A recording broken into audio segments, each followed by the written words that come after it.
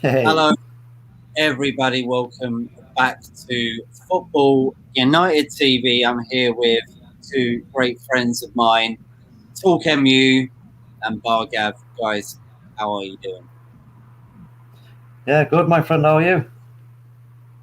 Not too bad. We've had a little bit of time off, as you know, due to certain situations, and I'm so glad that we are back, and I'm so glad that for the amount of people out there that have really stuck with us and not like sort of jumped on the bandwagon. Thank you so much for appreciating what we do and what we want to do and seeing the true nature in what we want to achieve as people and as a channel. And guys, yeah, thank you so much for joining us. How are you doing, Bargo?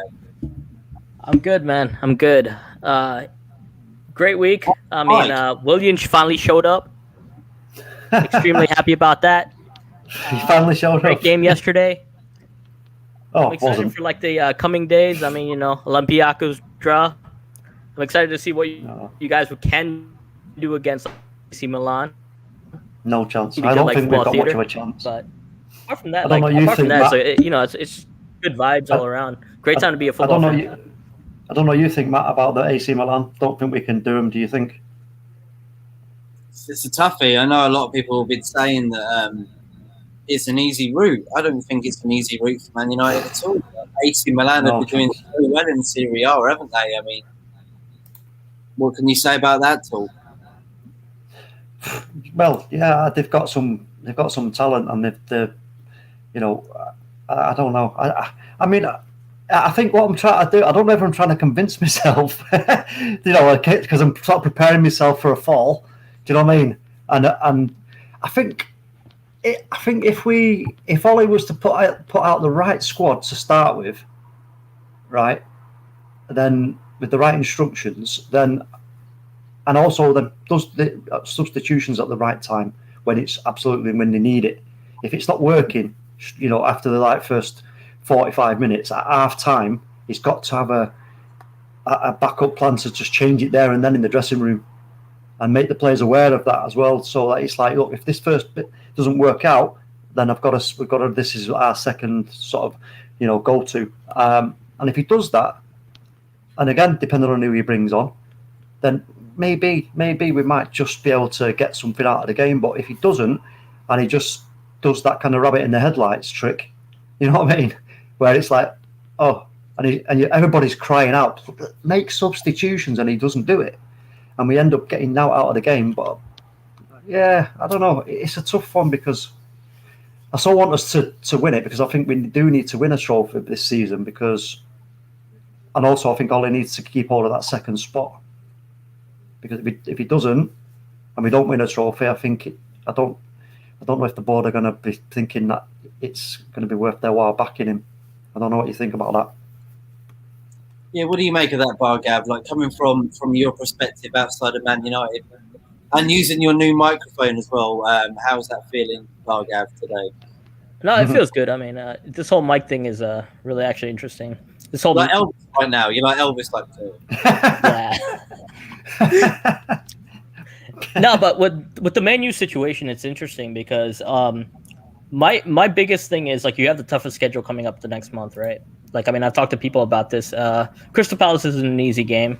Up until the Manchester Derby, along with like the Europa League, those are tough games, man. That's probably the toughest like fixture till April. Those are like the toughest set of fixtures till April. But this is like the character of the team, and I think you guys have character. You guys showed it last year. When towards the end of the season last year, before the lockdown, you guys were on the rise. Came back after lockdown and secured the fourth spot. So you have some character. My only thing about like United is the style of play. I don't think you have the elite of the elite players, but at the same time, I don't think I think a good coach actually could like make you guys so much better. I'm so glad you don't have it though. Yeah, I'll give you an example. I saw the West Ham like Manchester United game, FA Cup game, right? That was what, like 3 weeks ago, 2 weeks ago. I forget the exact thing. And I feel like that game was crying out for like Jadon Sancho because Bruno needed a rest, and you had nothing when Bruno left, right? And that is one piece you do need to get, but like the tactics wise, it's 4-2-3-1, live and die by Bruno. That's what I see like Man United being like. So there's a lot of stick. Right, there's a lot of stick that Bruno's getting. The fact that he doesn't get goals against the top teams. I'm not saying it myself. I think he's a terrific player. But what do you make of his impact against top teams? I mean, he didn't really do much against Chelsea yesterday, but I mean, yeah, from your perspective and what you saw in the eye, was it a sore feeling, or do you think he still is a good player even in these games?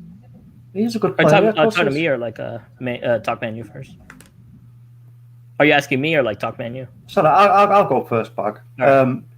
No, if you have to remember when we come up against these sort of supposedly big six teams, it's what happens around him.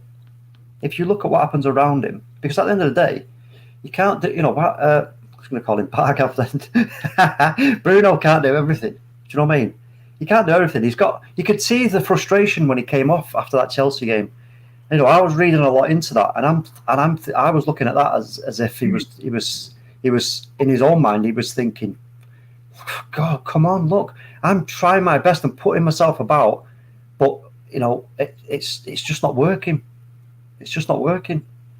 And you could see the frustration in his face, and but what the solution to that is, I don't know.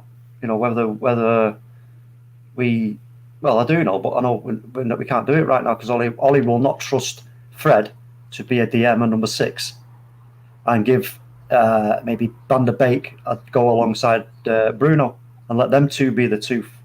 You know, so Fred can be the protector of the back two if your wing backs go forward, and if when he gets the ball, he's just feed it out to a Van der Beek who can then carry it forward. Because why are we having? I was having this conversation earlier with Niall and about what's his name, Maguire being the one carrying the ball forward, and you're like, why is that happening? He's a defender. He's not the fastest. He's all right. He's not got a bad pass on him. But should we not be looking to our defenders to carry the ball that far forward? You know, we've got to. This is what a number 6 should be doing. A number 6 should be going, look, if you're going to move forward and give that space to me, and the space is there because the opposition are preoccupied by trying to, you know, mark where you're going and try and sort of cover the space, then I'll do that. I'll carry the ball forward as far as I can, and then I release it to you know, a Van der Beek or a Bruno or a Luke Shaw or an Aaron Wan-Bissaka. If they've gone up the pitch and they're going to cut in a little bit to get to get that pass, and once you know you do that and you've got the two behind, that's the safety net, in my opinion. Because, and again, it's about the coaching of your Luke Shaw and your Aaron Wan-Bissaka to say, you get up there, but as soon as you hint that we're going to lose possession, you see that we've lost possession, at least one of you has got to either cut in and block it in front alongside the number 6, or you both just fly back sharply, get right back quickly, and the DM, the number 6, can do his bit of trying to anticipate where it's coming from and get there quick to nip it in the bud. Do you know what I mean? I want to say shout outs to Carter, Dameron. Thank you for welcoming us back. It's been a little bit of a struggle, isn't it, guys? You know, like the last month with what's happened, and want to apologise to everybody for thinking possibly the wrong thing about what happened, and I think it's best to sort of say as well that we move on. This whole thing is squashed, and we only want to talk about football and involve everybody in the conversation. That's the whole point of me doing the channel, is help me with my depression and this coronavirus lockdown. And you guys know how I feel about it, and a lot of other people do as well. So I thank you from the bottom of my heart for you guys for supporting us. And Matt, like you just said, let's get back to those good times, man. I mean, your channel was good for a reason. Like, get back to those good times, good football opinions, involving people. Let's get back to that. And during this lockdown, football is like a blessing. it's keeping us like sane. So Manchester United. So let's go with that. Mm. What about you, Tal? Yeah, no, I agree. I agree totally with Bargav there. I mean, we love talking about football. We've covered certain subjects before. People know the situation. They know where everybody stands, and I think we can just now focus on the future. And let's get down to back to doing watch-alongs and getting people involved, and just enjoy what we enjoy. As simple as that. I think yeah, that's it. Exactly. And Marcos Alonso is a new subscriber. Thank you so much for subscribing there, mate. And how are you doing, mate? Nice to see you. Sawa Clan, yo, coming back in. And George Joseph Williams, how are you doing? Nice to see everybody in here tonight. So, Bargav, what were you thinking of Arsenal's result against Leicester? Like, pretty impressive. Yeah, I'm so happy. I mean, to an extent, right? Like, I mean, I feel like, sometimes sometimes we have we had a bad season this year. I'm not even gonna erase that part. We had a bad season, right? And sometimes, as fans, we forget how to enjoy wins, if that makes sense.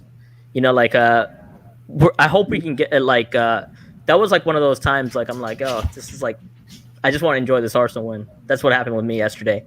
Now, in the whole picture, though, there's a lot of things that do need to happen for us to get back to the top four. And I'm starving for a title. I mean that in the people have seen titles before me, and I was still a basketball fan back in the day, and I am starving for a title. I have not seen Arsenal even come close. Yeah, so if you're starving for a title, then we are positively skeletal for a title. Are you joking? I mean, you guys had you guys have had no. But I'm waiting longer than you guys. I don't know what you guys are talking about. I know that, but I mean, in terms of the way I saw the Arsenal game, I think, to be fair, he didn't do himself any favours, Brendan Rodgers, really, did he? The way he set the team up. I mean, you can't. I don't understand. So that's why, I'm not getting too gassed. I'm just enjoying the win for now, because the thing about Leicester yesterday that I saw, Maddison wasn't playing, and Didi's their a really good player, but it's not the main player. Their creativity was definitely lacking yesterday. It was the perfect time to play them. It was for us. So, but the thing is, it's been such a long time since I've seen a win. So it's it was really positive in that sense. But with regards to Leicester yesterday, when I looked at that game, Willian I've been on Willian's case a little bit, but I really believe in Willian, but it's hard to get behind him, right? We expected that guy to come get off the ground running as soon as he showed up on day one, right? He's had 3 good games for Arsenal, and so it's seeing him. Hopefully, the fans can get behind him, because I think he's going to be a really key player if we're going to make anything happen in the Europa League. Can I just ask you this, Bargav? If, in your opinion, and you, Matt, how would you feel personally if you've been at a club like Chelsea? You've done things there, and then you're kind of coming towards the latter end of your career, and then you go into another team across the way. I don't understand how you can be as hungry, or if not, what you need to be hungrier. In fact, going to the see, I feel like Williams' problems is a different thing. I think, because for me, I see William as a squad player, right? I see William as a squad player. He's the guy that you put on to make sure the game gets sealed. And I think that's that's one of the best things about Willian is he's a defensive winger. He's going to come back and do the dirty work. When Willian played against Man United, how good was he against Rashford? Let me ask you that question. Was he good, or was he, because he pickpocketed Rashford a couple of times at least? Willian's been all right for Arsenal. I mean, he hasn't been at the start.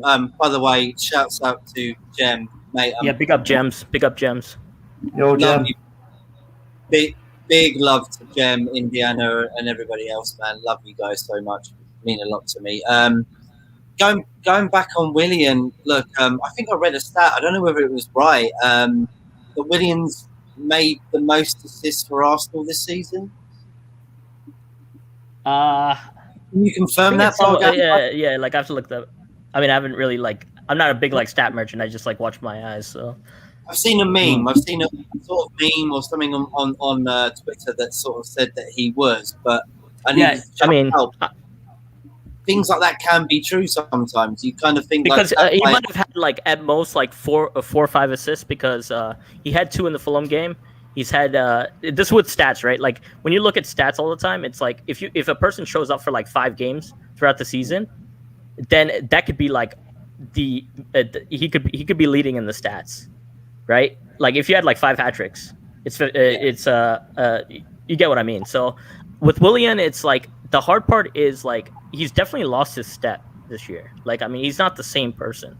That's what I was getting at, Bargav. That's what I was just getting at with what I said about him coming from Chelsea at the stage of his season that he's at now, after what he's done at Chelsea, coming to Arsenal. It seems like it's a bit of a kind of luxury retirement home. Do you know what I mean? And I don't understand why. See, our fans are fair in that criticism.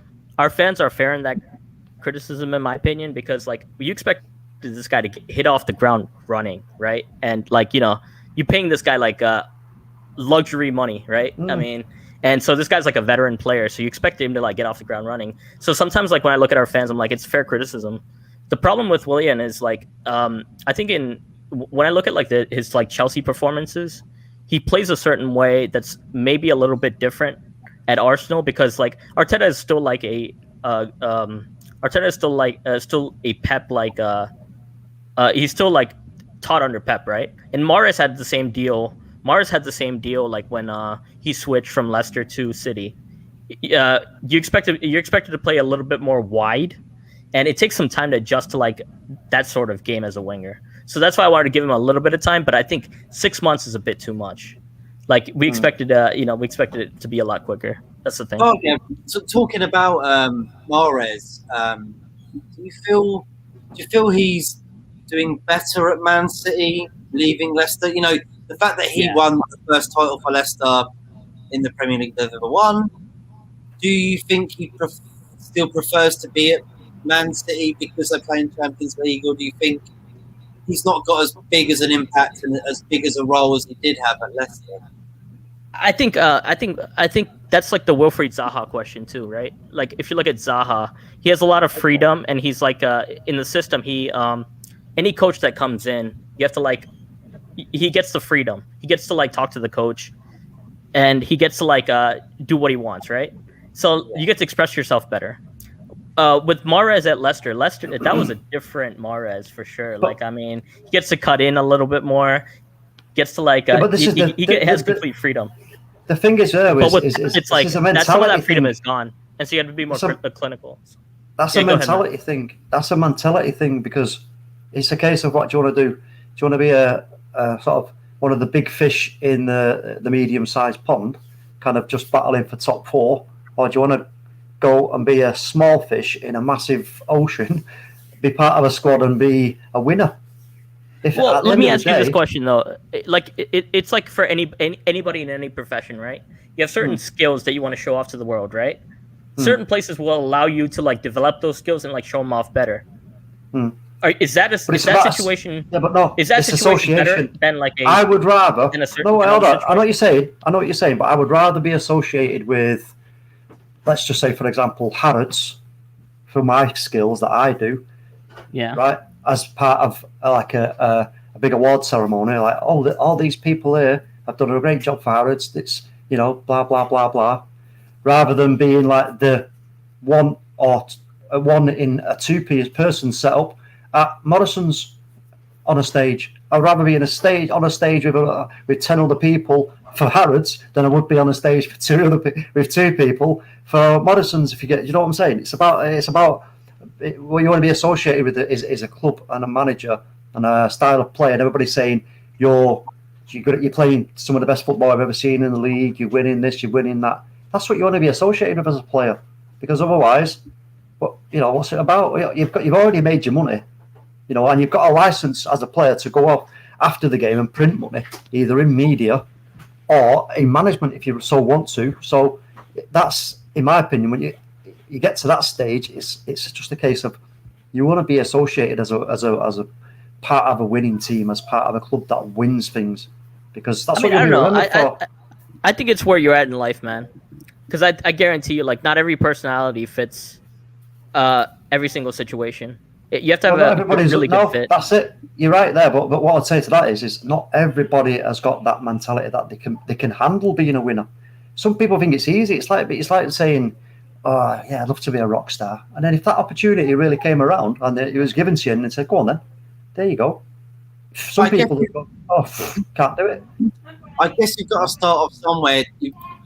To be a winner, you've probably had to have been a loser at some point. If that makes sense. Of course. Well, I don't know. Like, I don't know if that's like this. It depends on the situation, right? Like, if you can express yourself, right? Like, look at the expressive players, right? If you're like that player that can express himself on the pitch, right? You could learn to be a winner based on everybody else around you, right?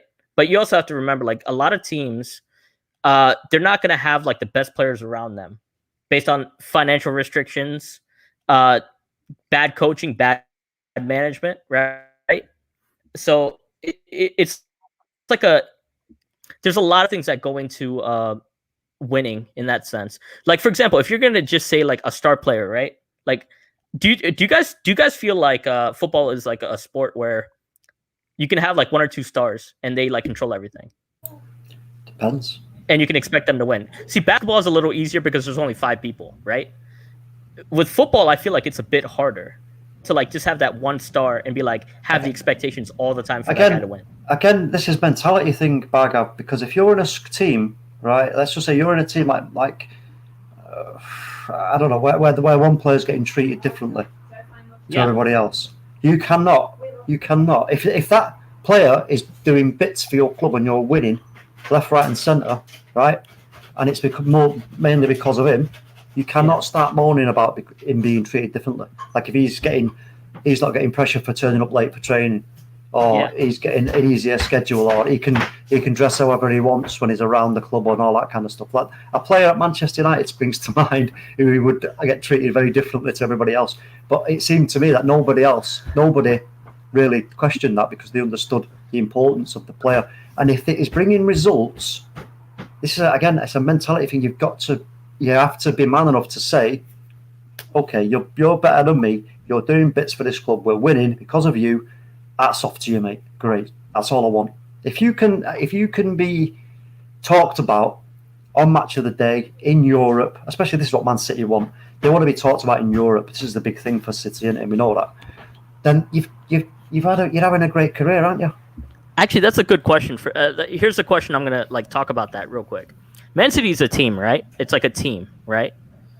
Individually, if those guys were like in a different team, would they express them? And you saw their full expression, right? Would they be different? Take Bernardo Silva and put him in like any other team. Take Mahrez, put him in any other team. We've already seen that. What about like De Bruyne, right? Would they be very different? Would they stand out just because they're the only player in that sense? Well, yeah, they would do because look, De Bruyne did stand out when he went back to Wolfsburg? Was he at Wolfsburg? Yeah, it rings a bell.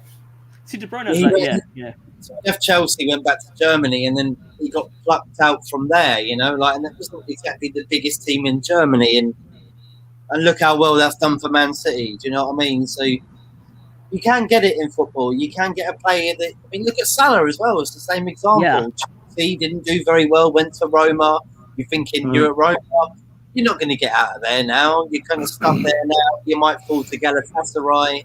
And then he goes to Liverpool, wins a Champions League and a league, and so it can be ups and downs. I think basketball's a little bit different when you've got a player who's like LeBron James or rest in peace to Kobe Bryant and Michael Jordan and players like that they're always there in their position. You know exactly that they're going to be prolific in that position. But with football, look at Gnabry as well, like coming from Arsenal to Bayern Munich. You would never have thought he would have reached stages where he is now. Like, I mean, the guy gets 4 goals against, was it Arsenal? Or was it Tottenham? One or the other. He scored a lot of goals against both teams, I know, in the last couple of years. But you wouldn't have said that 6 years ago, would you?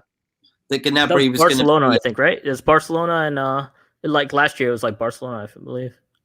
Yeah, but didn't Gnabry like come to Tottenham, not Tottenham, London twice, and then dominate teams? Yeah, I remember that. Yeah, before he left Arsenal, you never would have thought. I think people were going bye-bye Gnabry, you know, like see you later, good luck, like you ain't going to go anywhere else. You know what? The thing is, like when you're trying to build around like so when with Man U, right? For example, like you guys play a 4-2-3-1. I think Ollie's decided on that, and I think Arteta's decided on that. Tuchel, I think he's still like he goes back. He has many systems. He's a little bit more different with like he plays many different systems. With the 4-2-3-1, the cam is like the most important part. Like depending on like what they do, they control like how good the offense is. DM number 6. The number 6 is the most. He's the because I mean a 4-2-3-1 is an attacking formation because you have everybody who press the ball and get high up the pitch. Like the DM could make a big difference, but like for the most part, like if you had a cam, the cam's the man, right? Like I mean, for the most part. But I know what you're saying, but no, he's got to have the freedom which is given to him by by your wing backs, etc., moving, pushing up and providing between our two teams. The difference is the cams, like for the most part. Like our cams, but don't forget, our cams are works in progress. You actually have like a solid. You actually have a solid cam, and you have like better players. We're using two. We're using two more defensive minded. So rather than having a one, I think he needs to do is invert the way he has the 4-2-3. It should be a 4-1. It should be 4-1-2-3. It depends on the games. I think you can't play that formation every game. Me personally, I don't think I would like to play that game every. I wouldn't love to like play that formation every game because. Yeah, I'd like to see the new, like if we got a new CDM in, maybe like Fred or McTominay could help them out in tough games where we've got to kind of be on the back foot, because sometimes you do have to do that, you know, like no manager ever plays the same. I think there was a Leeds game recently where they didn't play the same strategy and they won the game. Right. And it showed you that, you know, they can be defensive, they can win on the counter attack. They're not always about attacking football. Not every team is about attacking football. They might be like it 80%. But the difference, I think one of the big differences, like advantages you can get, like say two teams play 4-2-3-1, right? The two big advantages you can get is the quality of players and the coach who has like practiced plays, right? Like so that's it falls on the coach when if a coach coaches well, he has like certain things that can make it quicker that he can like instill in the players that will make sure you can get a goal in those systems. I think for me personally, I think if you get rid of Ollie, I hate being like the Ollie in Ollie out arguments because I hear them all the time, but it's just like if you had a prime coach, right? Look at Pep. Multiple styles of play, right? Multiple ways to like play the game. And he can adapt. He can play 15 different ways. I'm pretty sure he can play like 15, 20 different ways. And he can get the players to play that. Like, I mean, even like Real Madrid last year, when he played Real Madrid last year, he had like double false nines. Like he comes up with stuff like based on the team. For me with Ollie, I think his biggest... I know what you're saying. I know what you're saying. And I said this, I've been saying this for ages. That is what I don't understand with Ollie is why he is not just going, you know what? Fred is more than capable, in my opinion, of doing a job at number 6. And then put maybe, if you don't think Pogba and Bruno's going to work together with just with the number 6 behind, then put Van der Beek in there instead. Van der Beek and Bruno, right? Slightly staggered. So you've got your number 6, then you've got your Van der Beek, and then you've got Bruno. You've got Wan-Bissaka and Luke Shaw either side, or whoever it is who's going to play them positions. And then obviously you've got your Rashford, maybe Dan James on the side, or Greenwood, Cavani, or Martial up front. then that is, and I don't see if you come up against a team, you put the team out on paper as a 4-2-3-1, but then as it comes out and you play, it returns into a 4-1-2. I think this is like the evolution of coaching, though, because like if you look at like Ollie, he's definitely gotten like some of Ferguson's Sir Alex Ferguson's methods of how to be a good coach. Man management's key. Like, I mean, if you read about like Ferguson, it's pretty much like our team's better than yours. Go out and get the win. The way he will drop players, I think that's all there. He has that like man management side. The problem is, I think like the game's now evolved where you need like where the coaches with the better tactics tend to do better now, right? Yeah, and so now, hold on, back. Now creativity isn't premium. Yeah.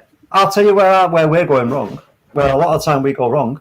You look at our play. If you look at how we push the ball out from the back, we push the ball out from the back. And sometimes you can go wide to Shaw or Aaron Wan-Bissaka, and we can play a pass through.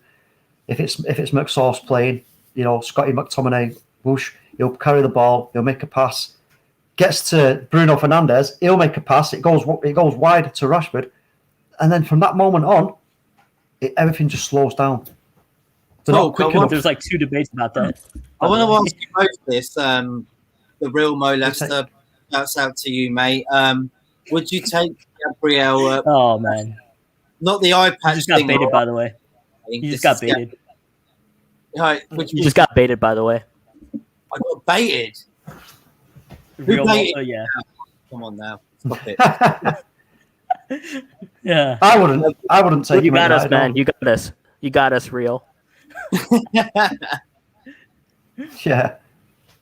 It's okay, man. It's okay. No, I wouldn't take him. No.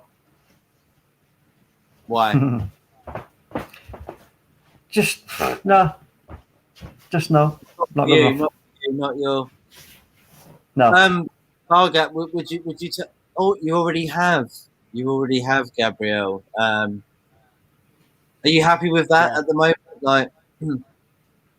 I mean, he was. We'll see how it develops. I mean, this season's he's our best defender, so there's things he definitely needs to work on. But it's his first season. I mean, if you're like, you do your best work like second and third season, right? At any team, so we'll see how it goes.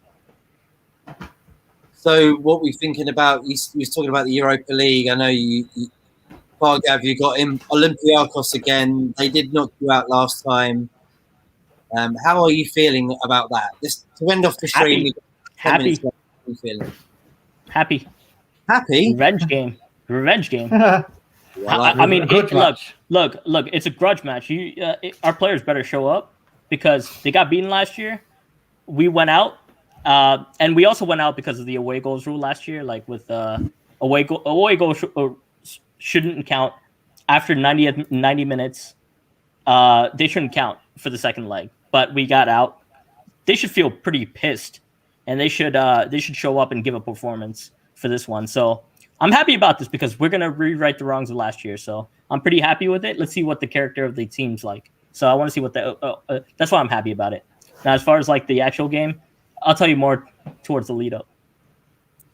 And what about you, Talker? What were you thinking about the AC Milan draw? I said to you as well, I think the other day, I'm a bit iffy about it. AC Milan, like the big 90s noughties team. Do you think we got a chance? Again, like I said, if things are laid out in advance the right way, and the plans are put in place for if things aren't working to try and get something out of the game, I think maybe we might be able to get something out of the game. I'm not going to say we're going to beat them, but again, if we don't, if Ollie doesn't make the right decisions at the right time, then I just don't see how we can. Because if you look at their squad, I mean, let me just go back there to their squad 1 second. The weird thing is like you guys show up. You guys actually show up in games that you're supposed to show up. Like that's the problem with that. Like I mean, yeah, but it's the most part. Listen, we're playing So they play 4-3-2-1. So and yeah, you tend to see. I think we'll see Milan have a lot more possession than we will, and it's going to be a case again. If we play that game of once we get the ball, we can move it up fast, but then once we get to the final third, we start dawdling and dilly-dallying with people holding back. When somebody who's got the ball who can make a pass, if you notice, they get the ball. Someone who's got the ball who can make a pass, and the forwards who are in the box or around the box, it's like they're waiting. It's like, well, what the fuck are you waiting for? If you don't make the movement, he's not going to put the ball in. He's now going to hold on to that and try and pass it sideways to try and do a little tiki-taka pass, and you then, a little flick on, and then you run on and get. No, it don't work like that anymore. Defenders are far too clever for that. This is why Manchester City work it around the back. That's why they work it around the back into the space behind. So that's why Top Manu is a real fan. He describes his frustrations like the way he sees it. Well, that's how that's how it is though. And I say in Manchester City, they'll work the ball up through the field, players chasing all over the shop, and they get it into one position. And whilst they're working the ball up, though, the forwards are getting into position, getting ready, because they're anticipating, and they're like, all right, if that ball goes over there now to him, to De Bruyne or whoever, right? Yeah, exactly. I know, right? All I've got to do is make that run. I've got to make that run.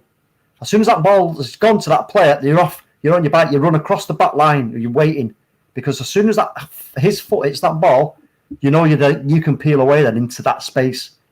And what you're peeling into is not a congested area; it's empty space, because there's only the goalkeeper. And 9 out of 10 times, Manchester City, the ball goes into that space, they get an opportunity. You know what I mean? I feel like you guys missed out on some good coaches thus far. Like, personally, I would have been scared if, any of those coaches, like Tuchel, Pochettino came. I'm like, yeah, talk to me about this, next year. Because they would have really improved you guys. I mean, it's not so much about, going to a certain spot. Ollie's never done it, right? So you have a coach that's something, or he get the quality and the setup would have been right, and I think all the players would have improved and the harmony would have been way better. And you fixed your first big issue, which was disharmony in the squad, right? A couple years ago. You have Pogba coming out. You have Pogba coming out being like, "Oh, I'm going to show him what I'm a baller. I'm going to show him what's up," right? With the coach. That's what he said. A lot of that was Lukaku. Lukaku was a big problem. And Ole, he showed his mettle by getting rid. He said, listen, on your back, pal. See, for us, I think Arteta, that step, we're just a little bit behind you guys. If we just got rid of Arteta right now and put a coach... You see, the thing with Arteta is a case of, right, if I let my best, what the tools go that I've got at my disposal, but I'm not getting any reassurance from the people behind me that they're going to replace those tools. See, we have more politics, though. Tools. That's the problem. We have way more politics. So yeah, but if Arteta's not going to be getting replacements for any players that he gives the flag to let go, then what's he supposed to do? I don't know the politics of Arsenal, to be fair, because obviously I've never really. Obviously I've got no affinity to Arsenal in any sense. I can go on that. I can actually go ham on that, but I'll say that for another stream. I'm on a United. Sorry, go on. It's a good stream. I mean, go talk. Hey, Matt. Let me. What's your stance on that? Do you feel like an elite coach would actually make you guys better, or no? It's getting rid of Ollie. It's the board, mate. It's the board. Okay. You got to look. Sorry, Matt. I'm sorry to interject there, but the only way we can see that is we have to look at for me, if I'm on the board at Man United or the owners or whatever, you've got to go, okay, look, last season Ollie's done well, he's got us to third, whatever it was, right?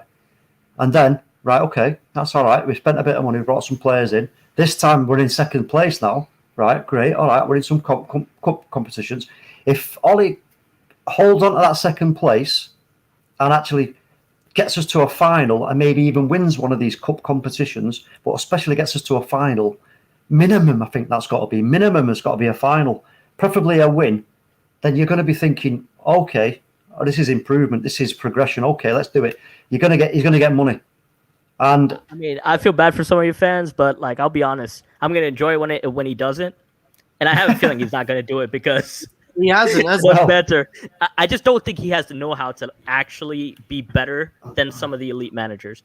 Arteta, I think, has a little bit more of that because, like, last year he switched to a 3 and got us the FA Cup. I think he has a little bit more of that, but I think with Ollie, I just don't see it happening. But like, I'm gonna enjoy it though. I'm gonna enjoy it. I'm sorry. Yeah, but mate, yo, Stephen, you can enjoy it all you want, Bargav, but we'll be enjoying it more because Arsenal are way down yonder. Arsenal are not even. Got me on that. I mean, you know, it's like a little paper boat going down a stream next to a gutter. Arsenal, where I can't wait for the semi-final if that actually happens. Like Arsenal, Man United. Arsenal definitely wish there was the Intertoto Cup right now, don't they? You know, like you know, in seriousness, so if like Arsenal and like Man U played in like a semi-final, it would be pretty even. Like from what the games have shown this year, though.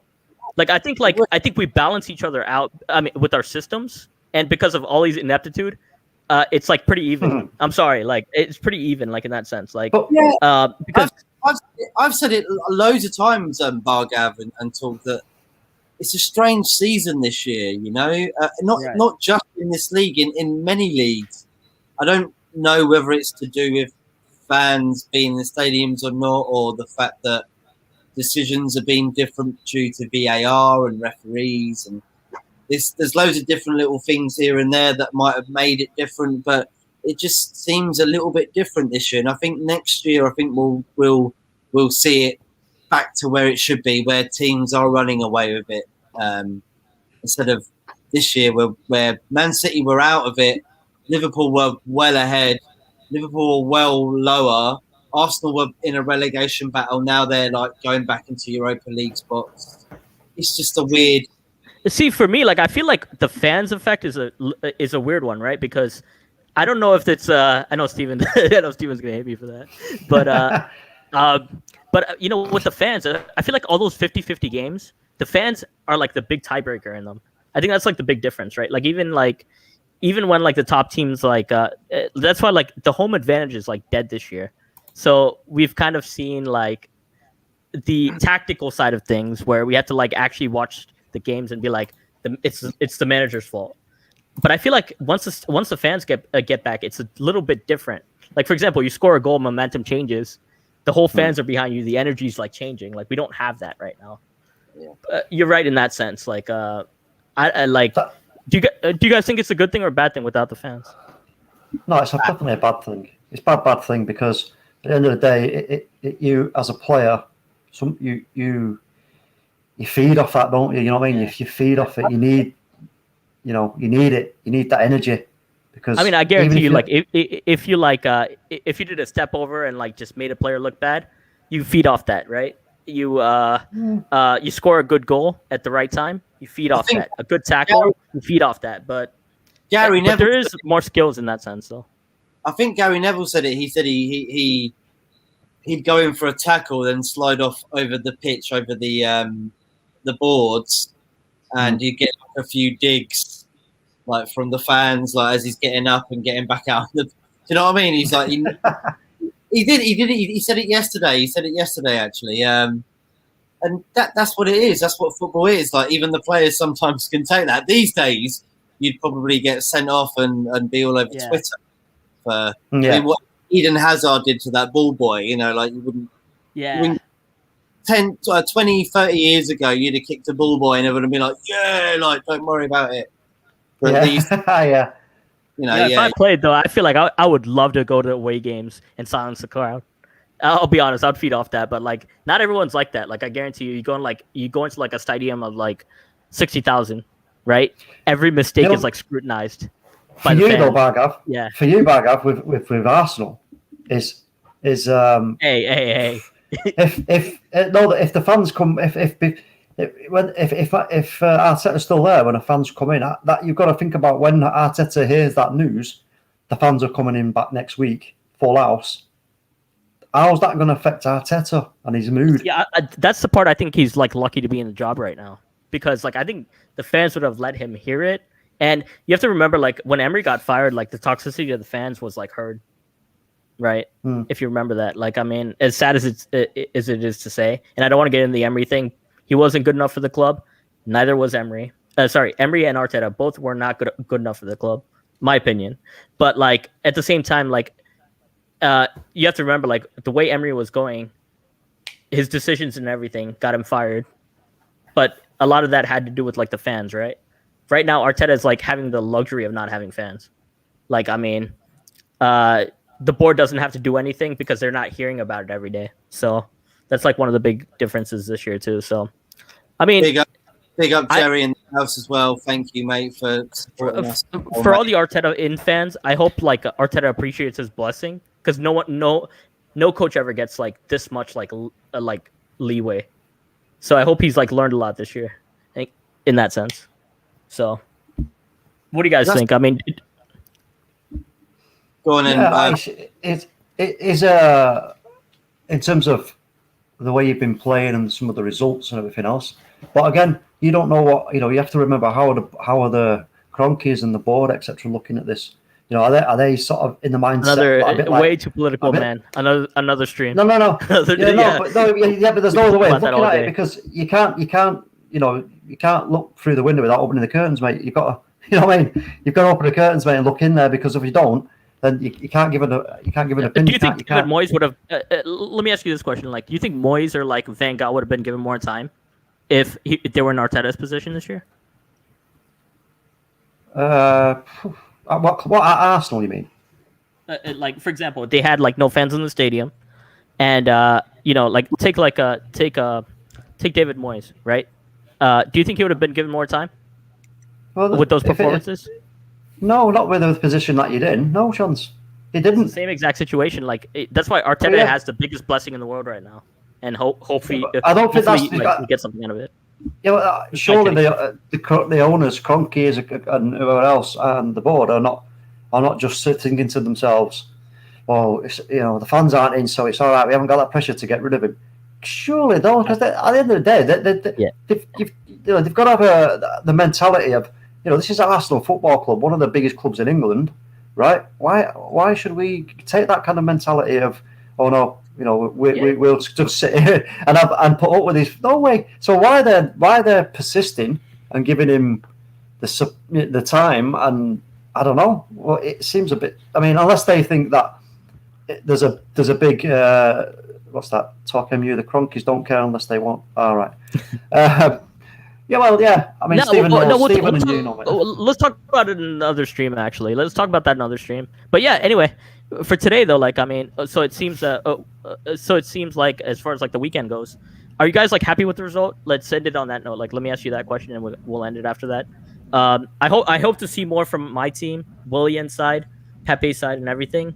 I think for us, like it's been a while since we enjoyed a victory. So for me, I'm just enjoying what I saw, but like overall, I'm still Arteta out regardless. What do you guys think? And we'll wrap it up after that. No, I'm not happy with our result against Chelsea, because top team. What did Ollie say? What did he say? Oh, we're not letting Manchester City we're not going to let Manchester City run away with it. He said that like last week sometime, and all I could do was laugh. I was like, what? You come out now after relinquishing at least 9 points minimum, right, against fucking Liverpool, starting with Liverpool, then with Arsenal, Sheffield United, West Brom. You've let loads of points slip, and now you're telling us that you're not going to let them run away with it. And then you go out and play like you just did against Chelsea, who to be quite honest with you, Chelsea, Tuchel is still spinning. He's still like spinning around in a circle. He hasn't got a clue what his best 11 is. He doesn't know who he's keeping. It's like, go on, I'll have a go with you in over there. You come on, let's have a go with that. Let's have a go with this. We should have been all over that. Ollie should have been all over that, going, you know what? These haven't got a clue where they are, and then go bang, get in there and get them beat. But no, again, we blunder, we stumble, and we fucking dawdle again. And again, this is what I'm saying. Unless Ollie keeps all the second place and gets us to at the very minimum a final, preferably a trophy, then I don't see in a sensible way, in a linear way, how the board are going to go, yeah, okay, let's give you another 100 odd million quid to go and spend. If he lets second place slip and doesn't win anything or get us to a final, I don't see how can that be. I don't see it. So, I love Ollie to bits, and I'm not an Ollie outer before any idiots start blatting off your Ollie out. No, I'm not. I'm a realist. There's a difference. You're sitting on the fence, mate. I ain't sitting on the fence at all. I'm a realist, mate. And I know Manchester United, so it's simple, isn't it? I think we just got to make top four, guys. Man United, they're going to make top four for Ollie to stay in the job. If he doesn't make top four, then he probably is going to go. That's how big the club is. You've got to expect to at least get into the Champions League. You've got to, and even that's an underestimation of Manchester United as a football club. Look, I think if Ollie can get top four and get into a final, hopefully this year win it. I'm thinking Europa League, but I know Spurs fans like Charles Maganuzzi is probably thinking that Tottenham are going to win the Europa League this season. But hopefully Man United can win the Europa League. I know Leicester City are out now, so that makes it a little bit easier because I know the four teams that were in the Europa League from England were making it very difficult. Just to talk on Anthony Herbert's message here. Hi, Matt. Yeah, the cup prices are low this season. Carabao Cup is 1.5 million. FA Cup is 2.5 million. And the Europa League is 7.5 million for winning it. What's the Champions League then? I wonder what that is. Probably 51 million maybe, or 151. It's got to be a lot, I think the Champions League is around about 25-30. Is that it? This year, this year. But yeah, going back. I mean, for us, I think the most important thing is about the getting to a final or actually winning a trophy is showing that Ollie, showing to the board and the owners that he's got the players in the right frame of mind and mentality wise to go out and actually take it to the end, and that they're progressing in that mentality of winning. But I believe that if he doesn't show that, and again, I know what you're saying about top four, Matt, and yeah, top four, we want top four, but having got ourselves into second place, if we do not keep hold of that, considering Liverpool have fell off the cliff, considering Leicester, right, and everyone else is just forget about it. Chelsea might push us a little bit, you never know. But if he doesn't hold on to that, considering this season that we're in, no fans and all the other crap that's going on, then I don't see how they can invest any big money in it, because if you let that go, with that squad on paper that we've got, really, our squad on paper is better than most squads in that league on paper, isn't it? Let's have it right. If you take them individually, so. Again, this is what the board have to consider, is about what's been spent, what have you got at your disposal. This is what the problem was with Mourinho. Mourinho was blatting on, I haven't got the best team, I ain't got him, I ain't got that. But the board and the owners were saying, no, but you have to look at what we spent and look what you've got, that squad. But Mourinho let his own ego and he was a bit like a petulant school kid. Once he's got that idea in his head, do you know what I mean? It's just, he'll stick with it. So... I can't hear you, Bard, mate. You just, yeah. I was doing a bit. I was like, "Oh, you mate." Like a mime artist now. I was gonna say, can you hear me? Yeah, a bit. Like another stream, but you want to wrap this up here? It's a great stream today, by the way. It was a great stream. Yeah. Guys, thank you so much for coming on to the first stream in like five or so weeks. It's been a little while. Welcome back to reality. Do you know what? Yeah, with my mental health as well, it's been hard to do anything and figure out how I feel about things, stuff like that. So I just want to say thank you to you two, to Ads, Jem, Indiana. Big up Charlie as well. Charlie Millen in the house as well. Just for being supportive and being understanding. Elena as well. Yannicka. There's a fair few people I should mention. Thank you so much for helping us out and trying to get us back on. And you two, like I say, especially you two, because you got in contact with me. You wanted to find out what had happened and you understand, and hopefully everybody else understands as well. We just want to squash it. We just want to get back to talking about football, and Yes. everybody's welcome to come on this channel because we are Football United, which means everybody's welcome. It's a fan channel by the fans for the fans, and Bargav, Talk MU. Just want to let everyone know where they can find you. How about that? You can find me in Bargav at the Boot Room. Got a channel called the Boot Room. Check us out on the Boot Room. You can find me at iTalkMU on Twitter. That's about it. Bargav. Yeah. So first thing I want to say is thank you, Matt, for having me on today. It's been a wonderful thing. This week is like the big yellow Friday NHS NHS Day on March the 5th, and I really can't stress this enough. Like that's a really good cause, and my good friend Stephen Featley, he does a lot of work for this on a weekly basis for the last 2 months. And one of the reasons I even got to come on YouTube was because of Stephen and the community that he created on his own channel and how open he was to people. Yeah, Stephen's a legend. And so for that, Stephen's a legend. I mean, go check out his story. Come on, there'll be a lot of videos this week. I'm hoping we can have a lot more people join the community and just bring awareness to what liver disease is, and especially for the children side of it and the adult side of it. We'll eventually talk about that. There's a lot of doctors coming on streams this week too, talking about that. So that's why I'm here, and that's for his. Is he doing a 9 to 5 streaming? Is Stephen? He's doing a 9 to 5 stream on March the 5th, and I'm not gonna lie to you. There's not many people I know that have a tour de force or a passion in life like that, or a cause like that. I feel like everybody should have a cause. I have my own causes like education and stuff like that, and seeing the passion Stephen has for it and bringing awareness to it, it is really amazing to see. So please come out. Please come visit us on the channel. Well hopefully said. you can be a part of it.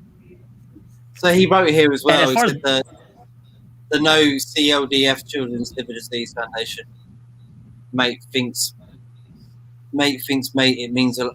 Thanks, mate. It means a lot. The other thing I want to say about this channel is, this is only my second and third time on this channel, and I'll be honest, Matt's created a really amazing community. I'm sad about the last stream because people didn't get to see the amazing unity in that on that stream. We had so much stuff to talk about from that last stream, but unfortunately, hopefully we can get back to that. From what people tell me is this channel has great community, and hopefully we can get back to that, and that's what we're striving to get back to. Yeah, I concur, definitely, 100%. I know like you said, Matt, like you say before we go, like you said, this is about football, about the community. Yeah. So certain things have been buried and been put to rest, and let's just move forward, talk about football. Happy days. Exactly. Arsenal are rubbish, always will be. Always. You guys are getting battered all week. You guys are getting battered all day. Tottenham are even worse than Arsenal. Chelsea are just in a spin on a roller coaster. They're just up and down, inside out. You know what I mean? If you can you put Steven's a channel to Steven's YouTube on here? Well, I've sent him the link. If he wants to come on, he's more than welcome. Come on, Steven. So, Steven, if you want to come and share what you want to say, mate, please do be quick, because I do have to get up for work very early. And I've got to get my little lad sorted out. He's starving here. He's waiting for his chicken. So is anybody else? Thank you so much, guys, as well, for saying the content we did do on that stream was amazing, but unfortunately, one stupid person said something wrong, and it affected all of us. Here is Steve, and we're sorry for that as well. If anybody did take offence to that, and people do know the story about that. We we can go into detail, but we don't have to. If you want to hear it from me, you can email me, send me a Twitter, whatever you want. We can talk one-on-one. Here is Stephen. How you doing, mate? Howdy. The legend himself. Not bad, you. No, man, no, man. Hey, Bargav, you can put that any better, man. The only part you got wrong was the NHS part. Oh, sorry. Yeah, but- I was thinking. I was wondering where you was going with that bag when you said it. I was thinking, so you got this quite right. And I'm like, all right, well, I'll let it go anyway because he's trying his best. Yeah. He's trying his best. He's No, done a no, good job. Yeah. It's amazing, man. That's the only reason I'm on YouTube. Like, just to see the inspiration you have with, for a cause like this. Like, is I wish I had, like, you know, I wish I could move forward with my own inspirations like that. It's pretty inspirational. Everyone says it, Well, but you- that's the way I want. when you've grown up with it and you have it day after day after day, you get a passion for trying to eradicate it or try and deal with it. Yeah, So, and you want to see the amount of work the charity does. It's unreal. So you want to try and help. It's helped that, and it's helped me, my mum, my family in so many ways. So you want to give it back. Well, that's it, yeah. And hopefully on Friday, you know, we if we can get people to stick their hand in their pocket, even just a couple of quid. You know, how many people can just stick a couple of quid in? Yeah, It all mounts yeah. up, mate, and it all adds up. So, you know, I urge everybody who comes along, even if you can only pop along for like, 5 minutes, come in, say hello, drop a couple of quid, you know, and hopefully, because we've got what I will. I'm not going to give anything away, but Stephen's got some great guests lined up, so I'm not going to say anything other than that. Oh, it's not We've just got- Friday. It'll be all week. We're working on Oh it. We're working on it. yeah. Oh yeah. Bargav's busy behind the scenes. I can see the twinkle in Yeah, his eye. Bargav's behind the scenes, and then when he starts messaging me, he said, "Do you want to? Oh, I got this stream that you might already planned, or this stream I might plan." I said, "Bargav, you keep going. I'm going to end up dead where you're going." I know, yeah. You're It's like mumbling to Bargav. the ground. You do realise, Stephen's got to have some sleep in between this, mate. You can't Yeah, stay awake for a yeah. week. It's like when he's 4 o'clock in the afternoon. It's about 8 or 9 over here, and he's like, "Do you want to do a stream?" And I'm like, "Fuck off!" Yeah. Stephen, do you want to shout out like the whole point of what you're trying to do and the awareness that you're trying to raise? Yeah, well, this Friday, every first Friday in March is Big Yellow Friday for Children's Liver Disease Foundation. So they do like, you wear yellow, pay £1 wear yellow at school or something like that. Obviously, because it's virtual, it's been a lot harder this year. So that's why I said I'll do an all-day stream. You do 9 to 5. We're gonna have Lee Gunner. I'm gonna come out with a guest. So I've got Lee Gunner, Turkish, possibly Ransom Bants as well. Guna Claude's gonna make an appearance. Sarcasm City TV is gonna make an appearance.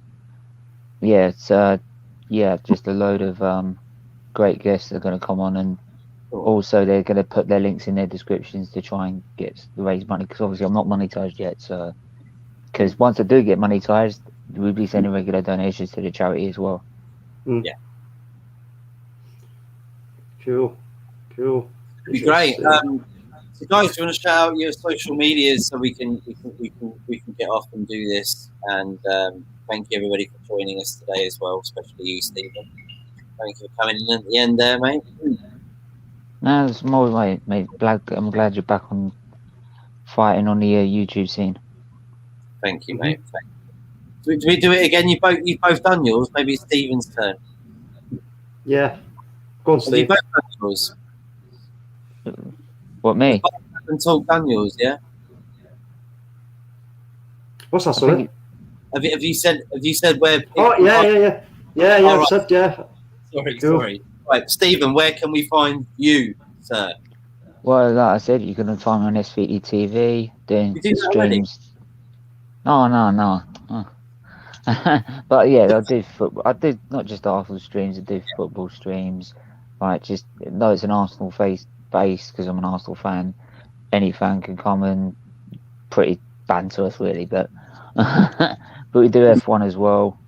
We do and just all trying to raise awareness of liver disease while we're at it. So Brilliant. Everybody, thank you so much for tuning in. Please do smash the subscribe, like. You don't have to. This is all for fun. It doesn't matter. Just glad that you're viewing and tuning in and supporting us. And I can remember how to do this because it's been so long. Take care, everybody. Have a glorious week and tune in the next few days. We should be back. Arteta out. Bye, Gav. Arteta Thanks for out. having us, Matt. Thanks for having us, mate. Take care, guys. Ciao.